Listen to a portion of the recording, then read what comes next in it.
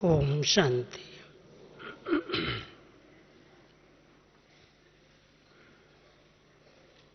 शांति के सागर शिव बाबा की हम सभी शांत स्वरूप आत्माएं, जिनके पास संगम युग पर साइलेंस की, शांति की बहुत बड़ी शक्ति है। बाबा के बच्चों ने अपने पास शांति की शक्ति बहुत अच्छी तरह से जमा की है। जिस दिन से हम सभी बाबा के बने,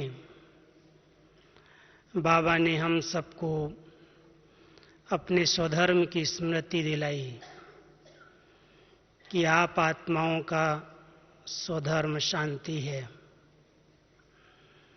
मैं समझता हूँ पहला दिन, जिस दिन से आप हम सब ने इसी विद्यालय में प्रवेश लिया, उस दिन पहले पाठ में यही सुना कि मैं एक शांत स्वरूप आत्मा हूँ, शांति के सागर की संतान हूँ और शांति धाम मुझ आत्मा का निजी घर है। चलते फिरते कर्म करते हर एक इस अभ्यास में रहता है और हर एक ने इस शक्ति का अनुभव भी अपने जीवन में कई बार किया है। मैं समझता हूँ इससे कितने फायदे हैं, आप सभी उसकी लिस्ट जानते हो, निकाल सकते हो। क्योंकि संगम युग की सबसे बड़ी ब्राह्मण आत्माओं की शक्ति शांति की शक्ति है, जिससे कई असंभव कार्य हम संभव कर सकते हैं, कई समस्याओं का हम सहज समाधान कर सकते हैं, कई परिस्थितियों को ऐसे सहज रीति से पार कर सकते हैं अगर हम इसके यथार्थ स्वरूप को और इसको प्रयोग करने की विधि को जानते हैं तो। और मैंने इस विषय पर शुरू से लेकर के बाबा की अव्यक्त मुरलियों का विशेष अध्ययन किया है कि बाबा ने बहुत अधिक महत्व इस साइलेंस की शक्ति पर हम सबको सुनाया है। और यहाँ तक भी हम सभी सुनते हैं कि साइंस की शक्ति पर भी साइलेंस की शक्ति विजय प्राप्त करेगी। साइंस की शक्ति के चमत्कार हम सबके सामने प्रत्यक्ष रूप में दिखाई दे रहे हैं। कितनी फास्ट गति से कितनी नई नई इन्वेंशन शांति की शक्ति के आधार से साइंस की शक्ति काम कर रही है। जितनी भी खोजें, जितनी भी रिसर्चेज हो रही हैं, उन सब के पीछे भी अगर देखा जाए तो शांति की शक्ति ही है। तो उस पर कैसे विजय होगी, किस तरह से उसका प्रयोग होगा, उस शक्ति कैसे हम सभी और जमा कर सकते हैं, आज हम इसको थोड़ा सा विस्तार में स्पष्ट करेंगे, सुनेंगे। क्योंकि बाबा ने हम सबको बीच बीच में ट्रेनिंग दी है। आज की मुरली में भी खुशी की लहर के बीच में बाबा ने कह दिया, बच्चे अगर कोई कभी तुमसे उल्टा सुल्टा कुछ भी बोल जाए तो तुम क्या करो, चुप हो जाओ, जवाब नहीं दो। क्यों? ताली दो हाथ से बजती है। अगर एक कुछ बोलता है, दूसरा शांत हो जाता है, चुप हो जाता है, तो टकराव नहीं होता। लेकिन चुप रहना ही क्या शांति की शक्ति है? मुख से हम चुप हो जाएं। कई भाई बहनें मौन ले लेते हैं, कहते इससे तो न बोलो तो अच्छा है। बार बार टकराव होते हैं, कोई न कोई बात निकल जाती है, लोग उसके उल्टे अर्थ निकाल लेते हैं। इससे तो अच्छा है शांति में, मौन में हम चले जाएं। लेकिन मुख का मौन ठीक है कि हमारे द्वारा कोई व्यर्थ बोल नहीं निकलेंगे और टकराव की स्थिति से हम बहुत हद तक बच सकते हैं। लेकिन बाबा जिस योग के विषय में या प्रयोग के विषय में बात करते हैं, जो एक बहुत बड़ी शक्ति है, वो है संकल्पों पर कंट्रोल। क्योंकि संकल्पों की गति बहुत फास्ट है। शायद आप सभी पुरुषार्थी भाई बहनों ने इस पर अभ्यास किया होगा। कुछ समय 24 घंटे में कुछ समय मैं अपने संकल्पों को कंट्रोल करके देखूं। किया है किसी ने? जरूर करते होंगे, मैं हाथ नहीं उठवाता हूं। लेकिन जिनका एक लक्ष्य रहता है कि मैं इस आध्यात्मिक मार्ग में कोई अच्छे अच्छे अनुभव करूं, कोई नई रिसर्च करूं, कोई नई इन्वेंशन करूं, तो उस इन्वेंशन के पीछे, जैसे साइंस की कोई भी इन्वेंशन निकली तो साइंटिस्ट सब बातों से किनारा करके एकांत में चले जाते हैं, जहां कोई भी देख न सके, जहां कोई आवाज न हो, जहां कोई हलचल न हो। ऐसे स्थान पर बैठ करके अंदर ही अंदर उसकी खोज करते हैं। तो बाबा भी हम बच्चों को कहते, बच्चे कभी अंतर्मुखी होकर के अंदर ही अंदर मन के संकल्पों को कंट्रोल करके ब्रेक दे करके देखो कितनी बड़ी एनर्जी है और उस एनर्जी के साथ कितनी शक्तियां उसको साथ देती हैं, इमर्ज हो जाती हैं, कैसे उसकी सिद्धियां प्राप्त होती हैं।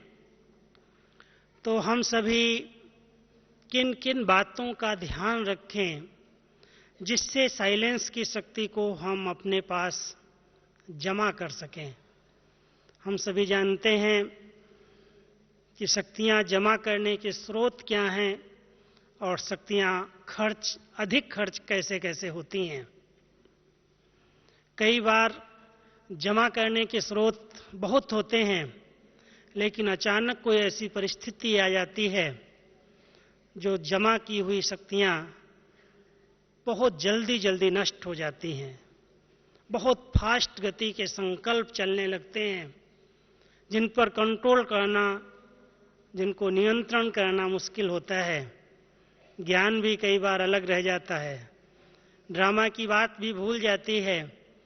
ऐसा पेपर आ गया, क्या करूं, पेपर आ गया, और ऐसी ऐसी बात लेकर के हम अंदर ही अंदर डिस्टर्ब हो जाते, उलझ जाते, उत्तेजित हो जाते, कोई बात सहन नहीं कर पाते।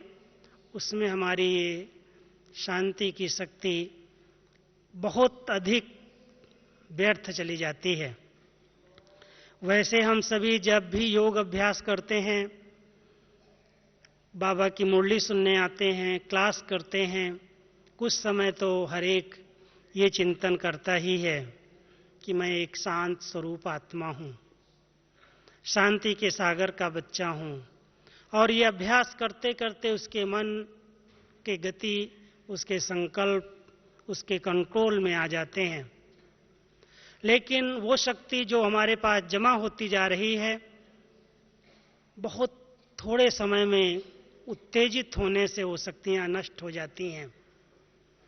नष्ट कैसे होती हैं और बचाएं कैसे, अगर इस पर मैं आज विस्तार करूं तो आप सभी जानते हो कि कई ऐसे साधन हैं कि किसी भी बात के अगर हम विस्तार में भी चले जाएं, शुभ संकल्पों का भी अधिक विस्तार हो जाए, तो भी साइलेंस की शक्ति खत्म हो जाती है, कम हो जाती है।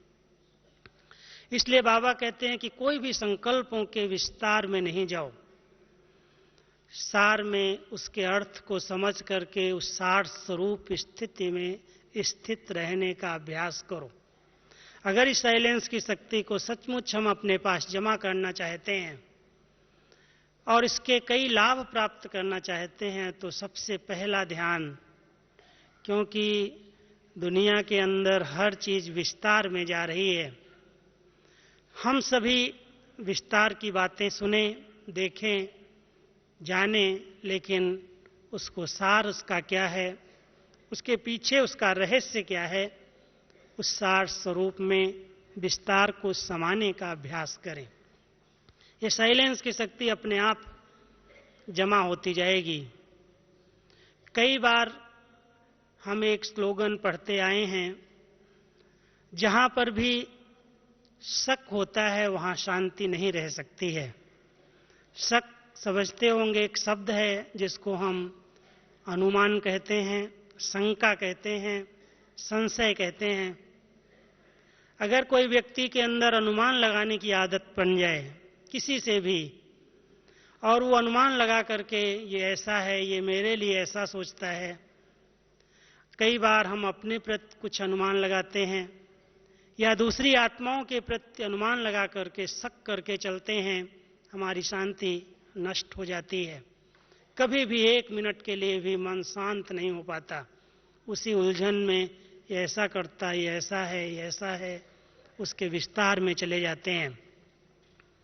यदि कोई कभी थोड़ा सा अपमान कर दे, वैसे तो बाबा ने हम सभी बच्चों को योगी, राजयोगी का टाइटल दिया है, और इस राजयोगी के टाइटल में एक विशेषता जरूर सुनाई है कि राजयोगी वही है जो निंदा, स्तुति, मान, अपमान, दुख, सुख, सर्दी, गर्मी, इन सब में समान स्थिति में रहे।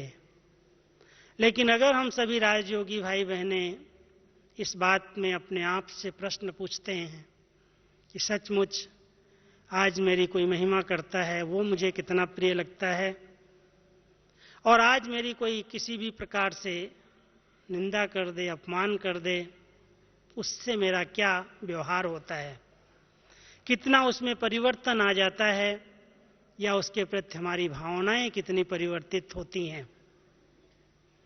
कई बार देखा जाता है कि अगर कोई छोटा सा भी अपमान कर दे तो सहन नहीं होता, और जब वो सहन नहीं होता है तो उसका बदला लेने के लिए बहुत अंदर प्लानिंग चलती है, वो शांति की शक्ति समाप्त हो जाती है।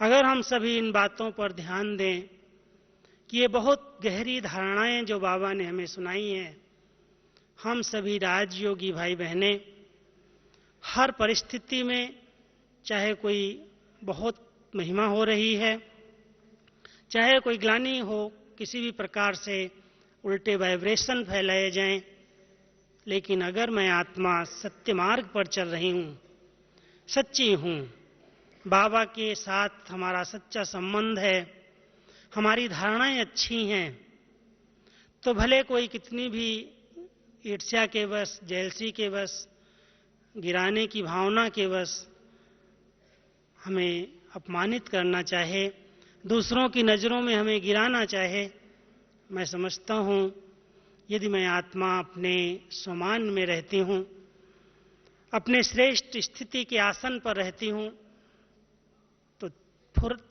फौरन ही, तुरंत ही उसका रिएक्शन नहीं होगा, क्योंकि रिएक्शन होने से हमारी बहुत सी शक्तियां नष्ट होती हैं। हम सबको ये ध्यान रखना है कि ब्राह्मण जीवन में बहुत बड़ी शक्ति है, इसलिए हम सभी इसको कैसे जमा करें उस पर ध्यान दें। लीकेज को बंद करो। बाबा कई बार कहता है कि बच्चे, प्राप्तियां तुम्हें मैं बहुत करा रहा हूं, लेकिन ऊपर से आ रहा है और नीचे से लीकेज है कहीं न कहीं, और इतनी गुप्त लीकेज है, इतनी सूक्ष्म लीकेज है जो पता ही नहीं चलता कहां से शक्तियां गायब हो गई। कई बार कई ब्राह्मण आत्माएं अपने जीवन में खालीपन का अनुभव करती हैं, लगता है कि जैसे कुछ भी नहीं मेरे पास बचा। इतना सब प्राप्त होते भी, संगम युग पर इतनी अमूल्य अखुट प्राप्तियां होते भी, यदि मुझ आत्मा को कभी कभी खालीपन का अनुभव होता है, खुशी का अनुभव नहीं होता, उमंग और उत्साह का अनुभव नहीं होता, किसी भी हालत में हमारी अंदर की स्थिति डगमग होती है, जरा हम विचार करें लीकेज कौन सी है। आज हम पहले इस शांति की शक्ति का प्रयोग उस लीकेज पर करना चाहते हैं कि वो कमियां, वो कमजोरियां जो मुझे भी कभी कभी पता नहीं चलती, बाबा की मुरली को हम सुनते हैं, लगता है बहुत अच्छी बात बाबा ने कही, लेकिन फौरन नजर जाती है कि ये फलाने के लिए बहुत अच्छी है, मेरे लिए बहुत अच्छी कही है, मुझे कुछ रियलाइजेशन अंदर अंदर करके परिवर्तन करना है, उसके बजाय हम दूसरों पर फौरन नजर ले जाते हैं कि आज की मुरली फलाने के लिए बहुत अच्छी थी, उसको जरूर ये भेजनी चाहिए, उसको पता चले कि बाबा क्या चाहता है। इस बात पर हम अगर विचार करते हैं तो जितने हमारे अंदर के अपने संस्कार हैं, कड़े संस्कार, वो हमें बीच बीच में परेशान करते हैं। और साधारण भाषा में भी एक शब्द हमारे मुख से निकल जाता है, कई लोग कह देते हैं संस्कार कहाँ बदलते हैं, किसके बदले हैं, इतने साल से ज्ञान में है, इतने समय से योग कर रहा है, ये तो असंभव है, संभव नहीं दिखता है। मैं बाबा की इस बातों को बहुत गहराई से स्टडी करता हूं कि बाबा ने अगर कहा है तो जरूर कोई ने तो किया होगा। बच्चे, इन संस्कारों को योग अग्नि में जलाओ, इन्हें भस्म करो, इन्हें परिवर्तन करो। जब तक किसी आत्मा ने दिल से महसूस नहीं किया, प्रयोग का अर्थ है हम सभी पहले कोई भी चीज प्रयोग करना चाहते हैं, यूज करना चाहते हैं, पहले हम देखें कि सचमुच जिस बात पर प्रयोग कर रहे हैं उस बात को हम समझ रहे हैं। अगर हम अपने कड़े संस्कारों पर योग का प्रयोग करना चाहते हैं तो बहुत एकांत में एकाग्र होकर के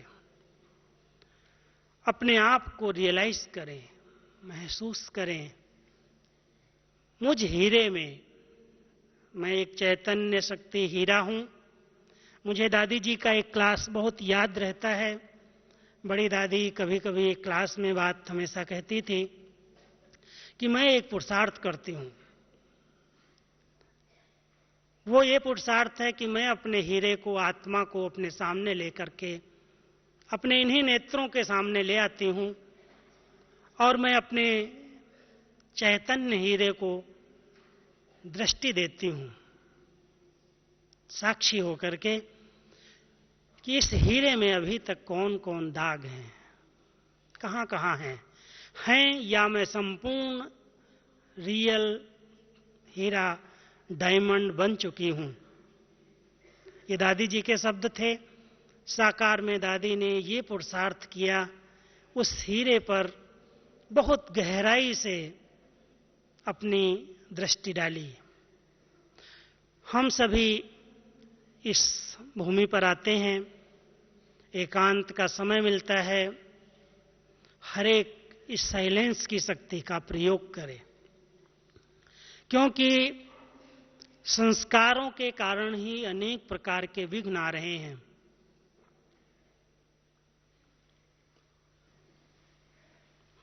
ये भी बहुत अच्छा शांति की शक्ति जमा करने का आधार है। बीच बीच में संकल्पों की ट्रैफिक को कंट्रोल कर लेना, जमा हो जाती एनर्जी। और जब आत्मा शांत स्वरूप स्थिति में स्थित होती है तो दो शक्तियां फौरन अपना काम करना शुरू कर देती हैं। कौन सी? एक परखने की शक्ति, दूसरा निर्णय करने की शक्ति। हर क्षेत्र में सफलता प्राप्त करने के लिए इन दोनों शक्तियों की बहुत जरूरत है। कौन सा व्यक्ति किस भावना से आपके पास आया है, किसको किस चीज की आवश्यकता है, कौन सा विघ्न किस रूप में आया है, अगर मैं परख ही न सकूं तो निर्णय क्या करूं, और निर्णय नहीं करूं तो उसमें सफलता कैसे मिले। इसलिए बाबा कहता है बच्चे अधिक नहीं सोचो। बहुत टू मच सोच जो चलता है किसी भी क्षेत्र में वो बहुत नुकसान करता है। इसलिए सोचने पर थोड़ा सा कंट्रोल चाहिए। अगर हमारे सोचने पर कंट्रोल आ गया, संकल्पों पर कंट्रोल आ गया, तो फौरन अपने आप परखने की शक्ति काम करेगी। और परखने की शक्ति के साथ साथ बाबा भी टच करेगा, बच्चे ये करो, ये नहीं करो। क्योंकि बाबा भी कहता है कि बच्चे कभी कभी अपनी लाइन को इंगेज रखते हैं। अंदर की जो लाइन है जिसको बाबा प्रेरित करे, जिससे बाबा बात कर सके, टच कर सके। अगर मैं आत्मा बहुत उलझी हुई हूं, बहुत सोच रही हूं, क्या, क्यों, कैसे, ऐसे वैसे, अंदर ही अंदर, कोई से बोलता नहीं हूं लेकिन अंदर ही अंदर संकल्पों का बहुत विस्तार कर रहा हूं, बाबा की टचिंग हम कैच नहीं कर पाएंगे। और होने के बाद, नुकसान होने के बाद कहेंगे बाबा ने तो कुछ मदद ही नहीं की। बाबा कहता है मैं आपके साथ रहता हूं, फिर भी मुझे तो कोई अनुभव ही नहीं हुआ अभी तक। हर समय, हर परिस्थिति में बच्चों के साथ बाबा रहने के लिए बंधा हुआ है। कहता है संगम युग पर मैं आप बच्चों के लिए ही तो हूं। किसके लिए आया हूं? सिर्फ तुम बच्चे मुझे अपने साथ रखो, अपने आप को इंगेज मत करो कहीं पर भी, किन्हीं भी चिंतनों में, किन्हीं भी बातों में, व्यर्थ में, इधर उधर की बातों में अधिक समय संकल्प न चलाओ, उस पर ब्रेक दे दो। अगर आप संकल्प की शक्ति पर कंट्रोल कर लेंगे, बहुत स्वच्छ और साफ, क्योंकि प्रयोग करने के लिए बाबा ने हम बच्चों को एक यंत्र दिया है। यंत्र नाम मैं दे रहा हूं क्योंकि कोई भी चीज को प्रयोग करने के लिए यंत्र की जरूरत पड़ती है। वो यंत्र है शुभ संकल्प का। बहुत शुभ संकल्प, कल्याणकारी संकल्प, अच्छे से अच्छे संकल्प, जिसके अंदर जरा भी नेगेटिव और व्यर्थ का नाम निशान न हो। आस्थापूर्ण संकल्प, उनकी सिद्धियां प्राप्त होती हैं। अगर आस्था हो, भावना भी हो, लेकिन थोड़ा थोड़ा उसके अंदर कोई चीज मिक्स हो, तो उस प्रयोग में सफलता दिखाई नहीं देती। इसलिए आवश्यकता है 4 बातों की, मैं आपको सुना रहा हूं। यंत्र है शुभ भावना, लेकिन साथ साथ संकल्पों की दृढ़ता जरूरी है। दृढ़ता, कुछ भी हो जाए, परिणाम पहले से कभी ये नहीं सोचो पता नहीं इसका परिणाम क्या होगा, गलत ना हो जाए। कई बार हम सोच करके उस परिणाम को गलत कर देते हैं, क्योंकि हमारे संकल्प भी कार्य करते हैं। अगर हम कोई के प्रति गलत सोचते ही रहते हैं, जैसे बाबा एक बार एक मिसाल दे रहे थे, बच्चे तुम किसी ऑफिसर के पास जाते हो, छोटा सा मिसाल मैं आपको सुनाता हूं, और आप उससे कुछ काम कराना चाहते हो, यज्ञ का है, कोई बड़ा कार्य बाबा के सेवाओं का कराना चाहते हो, बहुत शुभ भावना है। लेकिन अगर अंदर में ये संकल्प चलता है कि ये तो करेगा ही नहीं, ये तो धार्मिक प्रवृत्ति का ही नहीं है, ये तो बहुत नेगेटिव सोचने वाला है, चलो बाबा कहता है बच्चे ट्रायल करो। एक तरफ आप शुभ संकल्प रख रहे हो कि इससे मदद लें, इसका साथ लें, सहयोगी बने, और दूसरी तरफ नेगेटिव संकल्प भी दे रहे हो कि ये तो कड़े संस्कार वाला है, नेगेटिव है, संस्था के प्रति उल्टा सोचने वाला है, ये तो करेगा नहीं। तो बाबा कहता है ये तुम्हारे मिक्स संकल्प उस कार्य में रुकावट डालते हैं। ये आपके संकल्प बाधा डाल रहे हैं, वो व्यक्ति बाधक नहीं है। आप संकल्प करो कि ये भगवान का कार्य है, ये श्रेष्ठ कार्य है, इसके अंदर हर एक को सहयोगी बनना ही है और इसको जरूर बनना है, ये अवश्य बनेगा। ये शुभ संकल्प की शक्ति है और उसमें दृढ़ता का विश्वास है, बहुत गहरा। अगर दृढ़ता है, गहरी रियलाइजेशन है, भावनाएं अच्छी हैं, विश्वास पक्का है, कार्य सिद्ध न हो, सफल न हो ही नहीं सकता। तो जैसे मैं आपको पहली बात कह रहा हूं कि इस पुरुषार्थ के प्रगति के मार्ग में सबसे बड़ी रुकावट है कड़े संस्कारों की, और वो छिपे हुए संस्कार कई बार बीच बीच में कहीं न कहीं से जब उनको थोड़ा सा भी हवा पानी मिलता है, संग मिलता है, एकांत मिलती है, तो निकल आते हैं। यदि उनको मैंने गहरी तपस्या से, दृढ़ संकल्प की शक्ति से, ज्ञान सूर्य की सकाश से जलाया नहीं है, तो संस्कार परिवर्तन नहीं होते हैं। संस्कार परिवर्तन कैसे होते हैं, उन पर बाबा ने हम सबका ध्यान खिंचवाया है। होते हैं, लेकिन प्रयोग करने की विधि यथार्थ चाहिए। बदल जाएंगे जब हम छोटी छोटी बातें जो संग दोष में आई, शराब पीना छोड़ दिया, सिगरेट, बीड़ी या अन्य कोई आदत खाने पीने की थी, उससे हम मुक्त हो गए। बहुत हद तक सभी ने क्रोध पर विजय प्राप्त कर ली, गुस्से को जीत लिया, लेकिन अंदर जो अपसेट होने की आदत है, अपसेट करने की आदत है, कुछ ऐसे बोल देने की आदत है, ऐसी जो आदतें बनी हुई हैं, जो कहते हैं चाहता नहीं हूं, लेकिन वो आदतें सूक्ष्म जो बनी हैं वो समाप्त हो जाएं, उसके लिए गहरी महसूसता जरूरी है। और उस पर साइलेंस की शक्ति का प्रयोग करो। एकांत में बैठ करके, अंतर्मुखी हो करके अपने शांति की किरणें उस संस्कार पर डालना।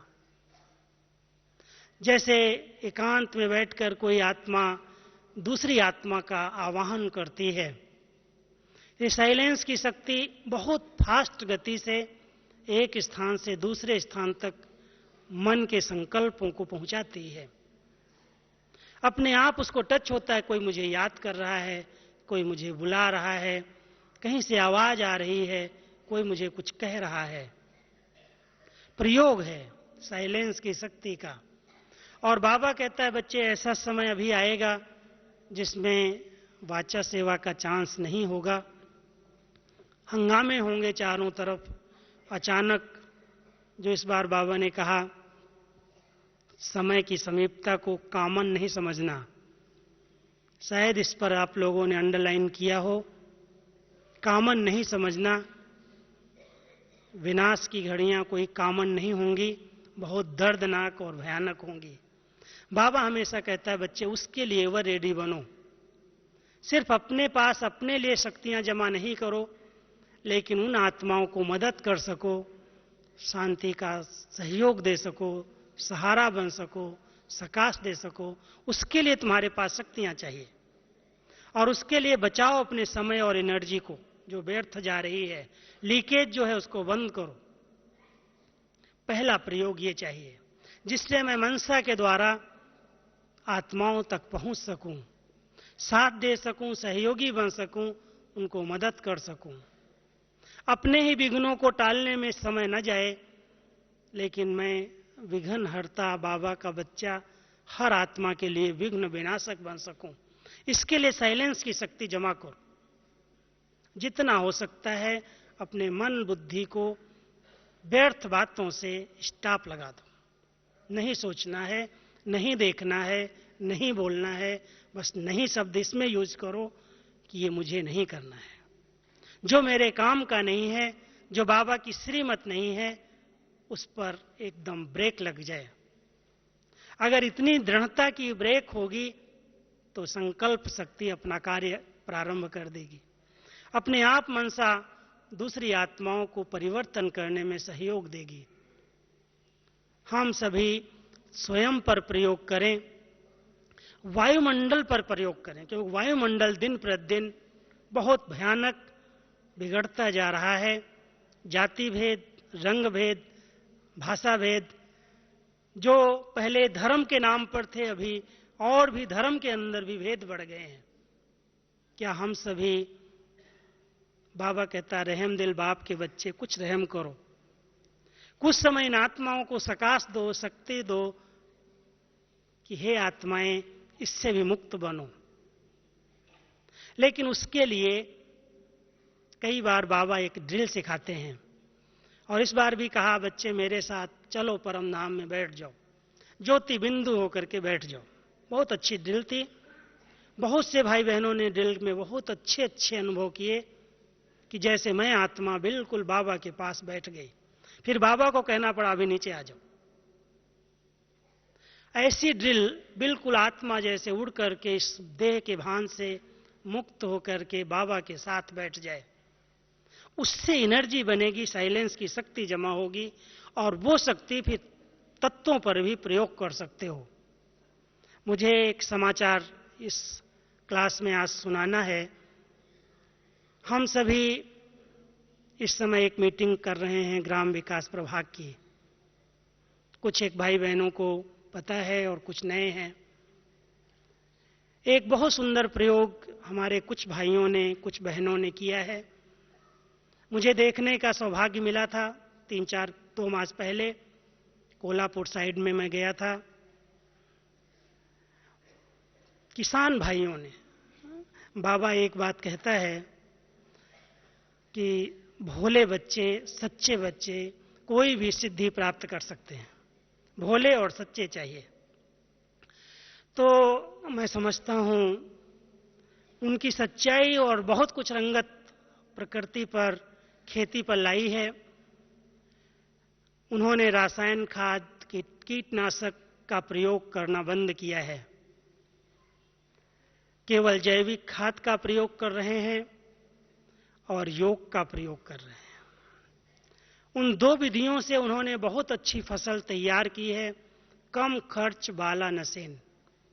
और बाबा कह रहा है, बच्चे ऐसा कोई प्लान करो जो कम खर्चे में अधिक सफलता प्राप्त हो।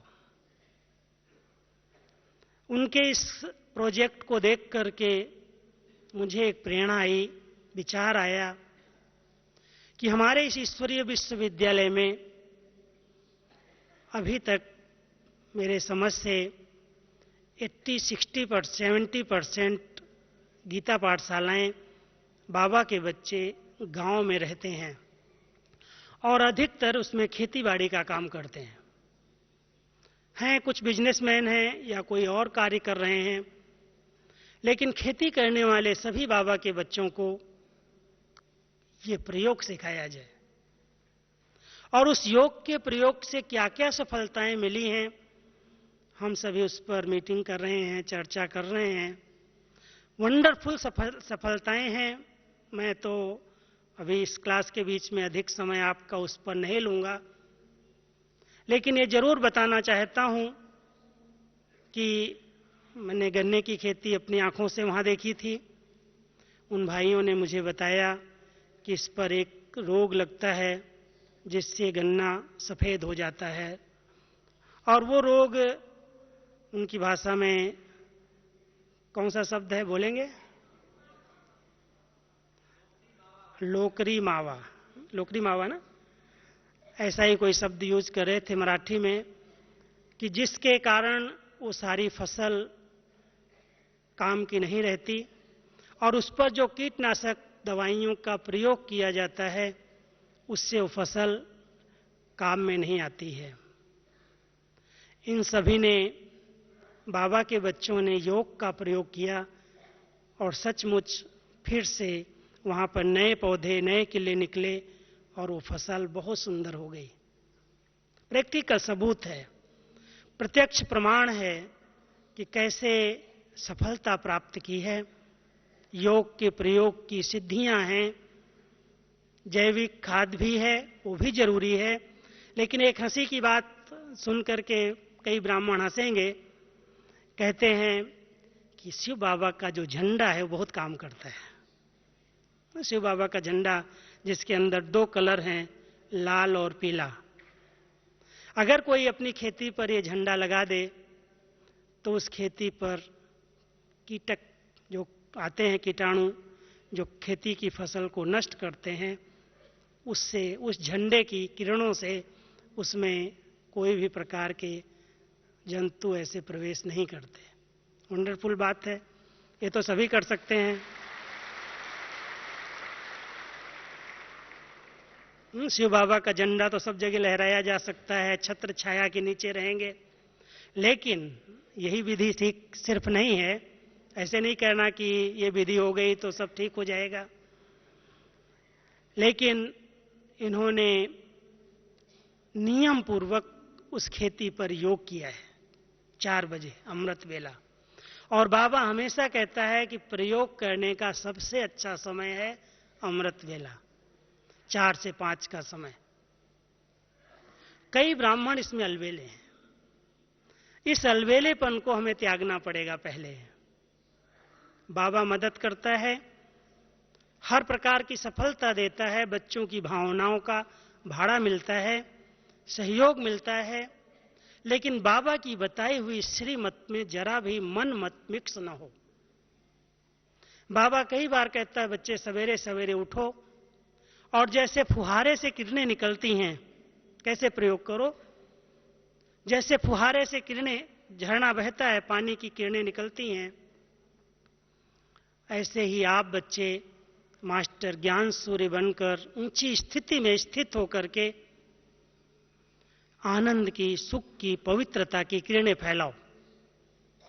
आपके पास जो 7 गुण हैं, उन गुणों का स्वरूप बन करके एक एक गुण सारे वायुमंडल में फैला दो। बाबा सागर है और मैं आत्मा उसका स्वरूप हूं। स्वरूप बन करके जब आत्मा उस स्थिति में बैठती है, एकाग्र हो जाती है, तो उस एकाग्रता के आधार से जो बाबा के शक्तियां आती हैं, वो चारों तरफ रिफ्लेक्ट होती हैं। कोई भी कार्य की सिद्धि के लिए केवल एक विधि नहीं बता रहा हूं, खेती पर ही प्रयोग नहीं है। किसी भी क्षेत्र में आप अगर सफलता प्राप्त करना चाहते हैं, हम सबको बाबा ने बहुत बड़ा शस्त्र दिया है, बहुत बड़ा यंत्र दिया है। हम शुभ संकल्पों से ओतप्रोत होकर के, कोई भी प्रकार के मिक्स संकल्प न करके, दृढ़ता के साथ, हमारे 50-60 किसानों ने जो वहां प्रयोग किए हैं, एक बहन की दृढ़ता से सफलता मिली है। कहती तुम कुछ भी हो जाए, इस पर कीटनाशक नहीं डालना, हम लोग बैठ करके योग करेंगे। और वो जाती है वहां पर, उनकी खेती पर जाती है और सबको योग कराती है। अगर सचमुच ऐसे किसान भाई तैयार हों, उनको सिखाया जाए, वो ट्रेनिंग लें, हम पूरे भारत में एक लहर फैला सकते हैं। अगर कुछ भाई ऐसे तैयार हो जाएं, क्लासेस के कुछ किसान निकलें, तो बहुत अच्छी बाबा की प्रत्यक्षता के लिए सेवा निमित्त बन सकती है। क्योंकि बाबा अपना कार्य किसी भी बच्चे के द्वारा करा सकता है, लेकिन सच्चाई और भावना जरूरी है।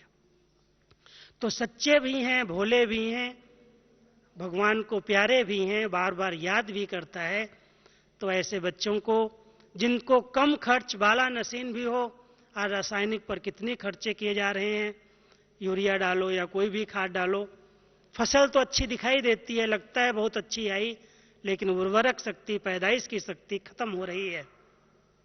तो हम क्यों ना ऐसी जैविक खाद को बनाना सीखें और उसके आधार से योग के प्रयोग की विधि के साथ साथ हम अच्छी सफलता प्राप्त करें। हमारी एक शुभ उम्मीदें हैं और मैं समझता हूं जरूर ये लक्ष्य लेकर के बाबा के बच्चे चारों तरफ बाबा की प्रत्यक्षता का एक नगाड़ा बजाएंगे कि संकल्प में बहुत बड़ी शक्ति है। प्रकृति के तत्वों को भी बाबा कहता है तुम कंट्रोल कर सकते हो, प्रकृति जीत बन करके। आज हम सभी जानते हैं कि इतनी अधिक ठंडी पड़ी, हमारे राजस्थान की समाचारों में एक न्यूज आई कि 80% फसल टमाटर की या और जो उन्होंने बोई थी, पाला पड़ने से, अधिक ठंडी पड़ने से किसानों की सारी फसल खत्म हो गई और वो बहुत दुखी हैं कि हमारा सब कुछ चला गया। जो इतना महंगा बीज डाला था, उनको बीज का भी पैसा नहीं मिल रहा है। और ऐसे किसान जो थोड़ी थोड़ी छोटी छोटी परीक्षाओं में, प्रकृति के पेपर्स में घबरा जाते हैं, हिंसाएं कर लेते हैं, दिल शिकस्त हो जाते हैं, हम सहारेदाता बाबा के बच्चे योग का प्रयोग सिखाएं। हमारे पास भी यहाँ खेती हो रही है, वहां पर भी पाले का असर आया, लेकिन भले पौधे सूखे ऊपर से, लेकिन फसल वैसे के वैसे ही है, क्योंकि उस पर कोई भी प्रकार से उन्होंने रासायनिक का प्रयोग नहीं किया। योग के प्रयोग से सिद्धियां पाई हैं। तो हम सभी भी इन बातों पर, ये तो कई बहुत छोटी छोटी बातें हैं। बाबा कहता है बच्चे, अंत समय में बहुत बड़े बड़े पेपर आएंगे, प्रकृति के पांचों तत्व और पांचों माया के विकार फुल फोर्स से वार करेंगे। उन सब पर आपको योग के प्रयोग से विजय प्राप्त करनी है, और उसके लिए साइलेंस की शक्ति को जमा करो।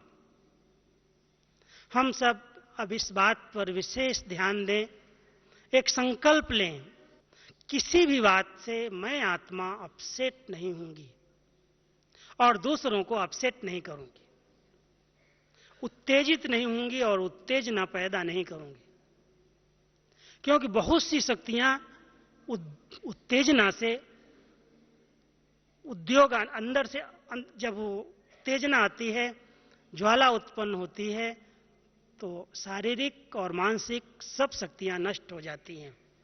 इसलिए कम से कम मैं आत्मा शीतल और शांत स्वरूप हूं, मैं आत्मा पाप बाबा की योगी बच्चा हूं, इसलिए कि संकल्प में भी उत्तेजना नहीं आएगी, शीतल काया वाले योगी बन करके रहेंगे।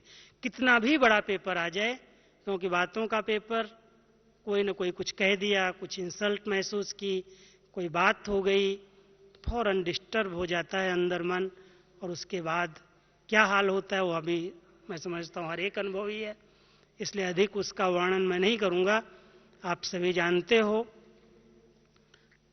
अगर संकल्प में दृढ़ता हो और बाबा के सामने सभी संकल्प करें कि मैं शीतल काया वाला पक्का योगी बन करके अपने शीतल शांत शुद्ध संकल्पों की योग की किरणों को चारों ओर फैलाऊंगा, तो संस्कारों पर परिवर्तन, वायुमंडल पर परिवर्तन, संबंध जो ऐसे रुकावट डालने वाले हैं, कई भाई बहनें कहते हैं मैं चाहता हूं लेकिन मेरा फलाना संबंधी बहुत रुकावट डालता है, क्लास नहीं करने देता है, योग में नहीं आने देता है, बाबा के घर में रुकावट डालता, सेवा में रुकावट डालता।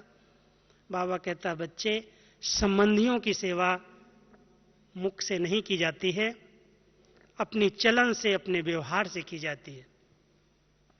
अगर आप अपने लौकिक संबंधियों को सहयोगी बनाना चाहते हैं, ज्ञान सुनाने से वो सुनेंगे नहीं, आप अपनी चलन और चेहरे से, आप अपने प्राप्ति स्वरूप से, आप अपने खुशनुमा मुस्कुराते फेस से उन आत्माओं को संदेश दे सकते हो।